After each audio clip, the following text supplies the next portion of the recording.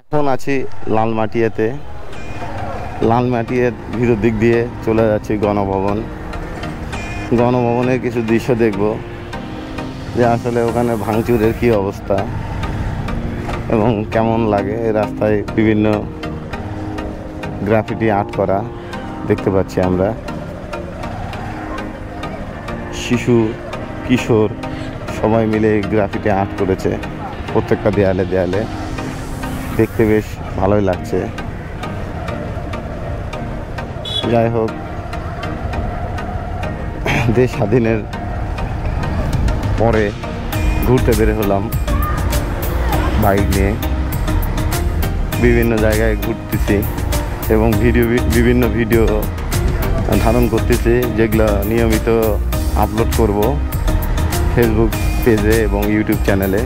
আপনারা সবাই দেখবেন এবং পাশে থাকবেন এই আশা ব্যক্ত করছি। ফেসবুক থেকে দেখে থাকলে ফলো দিয়ে রাখবেন এবং ইউটিউব থেকে দেখে রাখলে সাবস্ক্রাইব করবেন এবং লাইক দিবেন, কমেন্ট করবেন। ভুল ত্রুটি হলে ক্ষমা করবেন এই আশা ব্যক্ত করছি। রাস্তাঘাটে ঘুরতে বেশ ভালো লাগে, আর যদি থাকে একটি বাইক তাহলে আরও ভালো লাগে। কারণ বাইক থাকলে মনে হয় যে কোনো জায়গায় মুভ করতে সুবিধা হয় এবং দেখতেও ভালো লাগে। বিভিন্ন রকমের দৃশ্য দেখতেও ভালো লাগে। যাই হোক, এইভাবেই ঘোরাঘুরি করা। বন্ধের দিন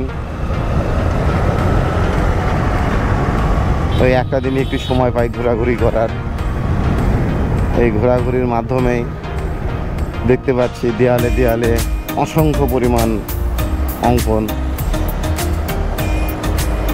অঙ্কনগুলো করেছে দেশের সুশাসনের নাগরিক ছাত্র সমাজ। এই ছাত্র সমাজের মাধ্যমে এগিয়ে চলেছে বাংলাদেশ। দেখা যাক আগামীতে কোথায় পৌঁছে এবং আগামীতে ভালো কিছু হবে এই আশায় ব্যক্ত করি। ইয়ং জেনারেশনের হাতে বাংলাদেশ কখনোই হারবে না। পরাজয় তারা হয়নি, তারা করিয়ে দেখিয়েছে যে কিভাবে দেশকে স্বাধীন করতে হয় এবং আগামীতে কিভাবে দেশ পরিচালনা করতে হয়। তারা রাস্তা সংস্কার করেছে, রাস্তায় ময়লা পরিষ্কার করেছে, রাস্তায় তারা ট্রাফিক পুলিশের দায়িত্ব পালন করেছে, কত কি করেছে। আসলে প্রশংসা যতটুকুই করব ততটুকুই কম হয়ে যাবে আমি মনে করি। কারণ তাদের মাধ্যমেই, তাদের হাত ধরেই একটি নতুন বাংলাদেশ পেয়েছে এই 18 কোটি মানুষ। অভিনন্দন, অভিনন্দন তোমাদেরকে।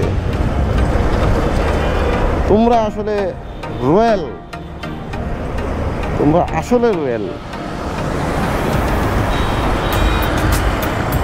তোমরা আসলে কিং,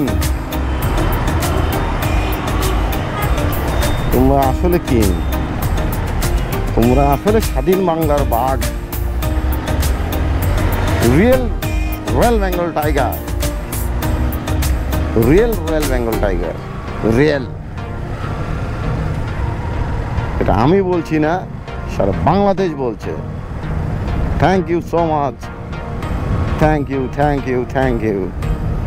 সবাই ভালো থাকবেন, সুস্থ থাকবেন এই আশায় ব্যক্ত করে বিদায় নিচ্ছি।